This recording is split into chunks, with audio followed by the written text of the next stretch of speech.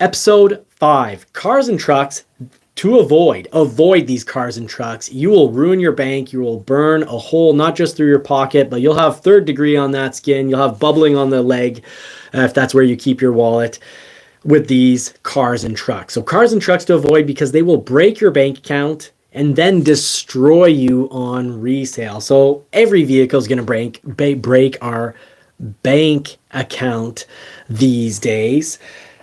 Really, they're all going to hurt our bank account, but some are going to hurt more and they're going to hurt a whole lot more because of when you go to resell.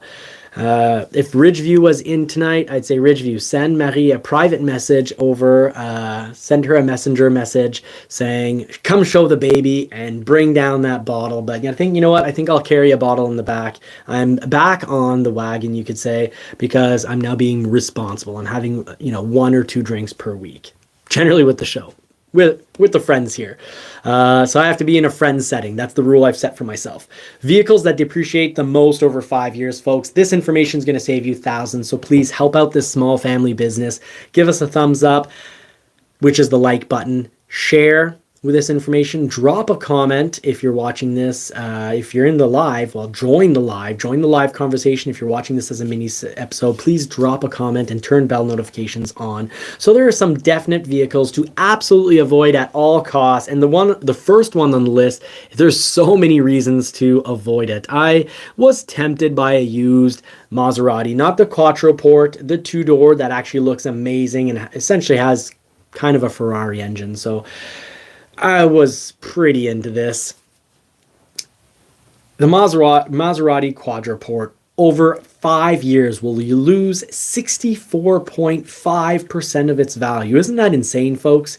You will lose $90,588. Everyone thinks the cost of ownership is about, is the vehicle, does it cost me $500 a month, $1,000 a month, $1,500 a month, $3,000 a month? That's the cost of a vehicle. No, the cost of a vehicle is your monthly payment temporarily, gas, the fuel, maintenance, and repairs. And guess what? The Maserati Quattroporte is going to be expensive to maintain, and it could be expensive to repair. Surprisingly, some Maseratis are actually pretty darn reliable.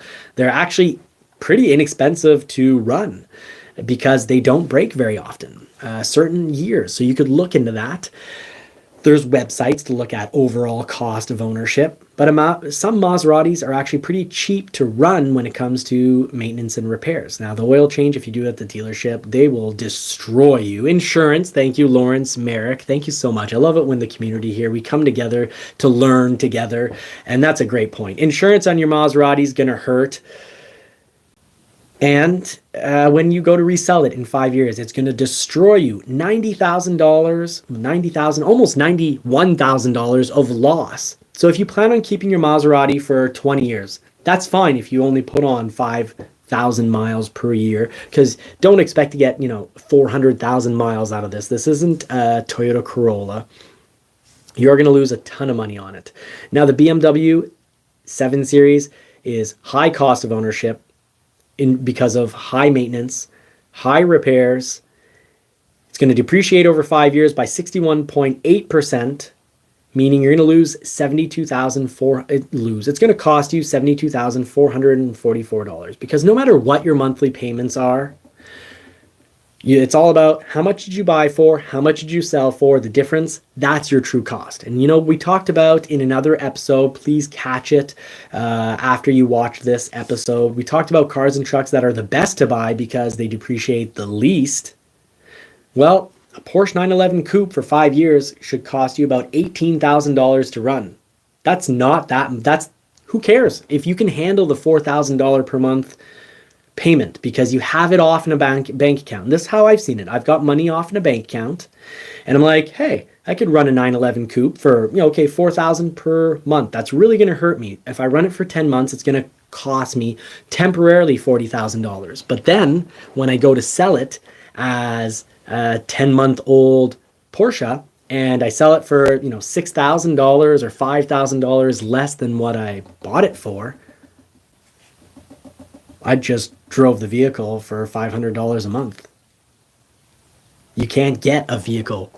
You can't get a monthly payment anywhere. Please, in the comments section, let me know. At least in Canadian dollars, you can't get a vehicle these days for $500 a month. Not one that you'll like or that's respectable. I like a vehicle that's, whether it's a Toyota Corolla hatchback, that's respectable. It doesn't have to be a Porsche. But your cost of ownership on that Porsche 911, it's like $500 a month if you sell it after 10 months. And I see the same to be true for Corvettes. My only thing that worries me is that the Corvette right now, there's a few findable from time to time new Corvettes at MSRP. And now that you can get them in 6 months, I'm worried that if you can start ordering them and if they start being available on dealer lots at MSRP, then we're going to be back to it depreciating 20. The dealer will probably, because of interest rates, have to ask $20,000 less for a 1-year-old Corvette. Because of interest rates versus new interest rates, they'll have to ask $20,000 less, meaning that they'll give me on trade about $26,000 or $27,000 less. Well, that's a lot per month. If I'm looking at about $2,000 to $2,700 per month to drive that Corvette, because let's say I buy it at 100 Canadian, and if there starts to be Corvettes available on lots new at MSRP, my 1-year-old Corvette, they will list at 80, because 80 plus the difference in interest will make about 95,000. So then in monthly payments, it'll still be about $5,000 less than the new one. Well, they're going to give me about 75. I don't want to spend $25,000 to drive a Corvette 1 year. And I am dumb or brave enough. I'm either dumb enough or brave enough to drive a Corvette in the winter. I would have bought a Corvette this week. Marie said, go for it. Marie loves the Corvette. And she even said, the WB's right. She thinks it looks better than the Porsche 911.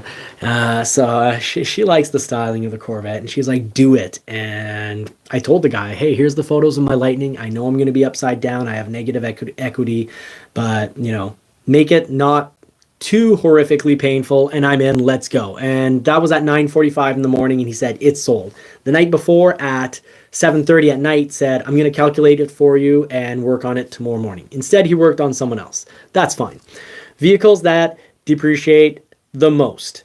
Maserati Ghibli, 61.3% or 5 years of ownership from buy price to sell price, not trade-in price, sell price, 58,623. BMW 5 Series Hybrid, you're going to lose a whopping 58.8% or basically $38,000. Cadillac Escalade ESV, going to lose about 64 grand to drive that for 5 years or 58.5%. The BMW X5, about 58.2% or 44,800. Infinity. This screen, I don't have Maddie to tell me what I'm doing wrong here, but Infinity QX80. I thought the Infinities held their value better than this, but 58.1% depreciation or 47,300. Again, a Maserati, not surprised. Levante, 57.8% or almost 56 grand to drive that for 5 years. I'm surprised Jaguar wasn't higher on this list. They depreciate a lot in our area, but Jaguar XF, you're going to drive that for 5 years and lose 40 grand basically. But I saw a 2-year-old Jaguar and it wasn't an XF and it had already lost about 30 grand Canadian over just 2 years. So I can't remember if it was an XF, but I feel like the Jaguars depreciate more than that. The WB, we will talk about I'm gonna string you along here. We're gonna talk about my Corvette build choice in just a moment when we talk about the Porsche and Corvette market crashing. All those wild media headlines. There's such a silly bunch running after money. So you got the Cadillac Escalade at almost 60 grand for 5 years. Audi A6 at 38,200. Volvo S90, that's going to cost you $35,000 to run for 5 years. Nissan Armada, not surprised they're not an attractive vehicle. Depreciates by 55.7%. I'm surprised it's not more, but people do need 8-seaters, 7 and 8-seaters, and there's very few on the market, and they're all pretty darn expensive. So I think that's what's keeping this from not depreciating much more, because it is fugly. It is fugly. 55.7% depreciation or $36,000. $38,875. Mercedes-Benz S-Class. Yeah, Mercedes generally, as soon as they're off warranty, they all depreciate by quite a bit, almost all. 55.5% or 57,000. Tesla Model S. Didn't used to depreciate a ton, now depreciates a ton. 55.5% depreciation or $60,000 to run it for 5 years. BMW 5 Series, that's costing you almost $40,000. The BMW X5, also almost $40,000. The Lincoln Navigator, near the bottom of the list, but still on the list, 54.7% or $53,582 to run for 5 years. Now, we've got the BMW X5M at almost $66,500, so $66,277 average depreciation, average cost to run that BMW X5. Land Rover, I can't believe we didn't see more Land Rovers higher up on this list, but 5 years of Land Rover, Range Rover. How many times are they going to throw Rover in there? That's a lot of Rover. So let's not say come on over Rover. Let's say no to the Rover because it's going to cost you almost $69,000 to drive that for 5 years. And the Cadillac XT5 costing you $31,737 to drive for 5 years. Now, the overall average for depreciation across all vehicles on the market is 38.8%, or roughly $17,221 to drive the vehicle for 5 years. Remember, if you watch the video where I cover the vehicles that depreciate the least, a Porsche 911 Coupe costs $18,000 to drive for 5 years. The average auto market depreciation for a vehicle is $17,221. So save yourself some money, buy a Porsche 911 Coupe, because driving that is going to cost you less than a lot of vehicles that cost more. Of course, unless you keep your vehicles for, 20 years. But even, heck, 20-year-old Porsches are selling for their original selling price. People aren't. WB, great point. People are not trusting Elon to hold the price on the vehicle. And I know I'd buy another Lightning if it was an XLT standard range, because I have confidence I could happily own that for over 5 years and not be upset with either the monthly payments or really anything about it. But knowing myself, really, if I'm more honest with myself, I probably would sell it after, 1 or 2 years, and its resale value would worry me because Ford dropped the price by 10 grand. So who's to say they won't do it again? So that does worry me, and people aren't trusting Elon to keep the price on their vehicles. They used to hold their value pretty decent, quite well, and now they're not holding their value. So the WB, thank you for making that great point. I myself should have caught on to that and pointed it out, but we've got a great community here. We're all taking care of each other, learning from one another, and having just a good time hanging out,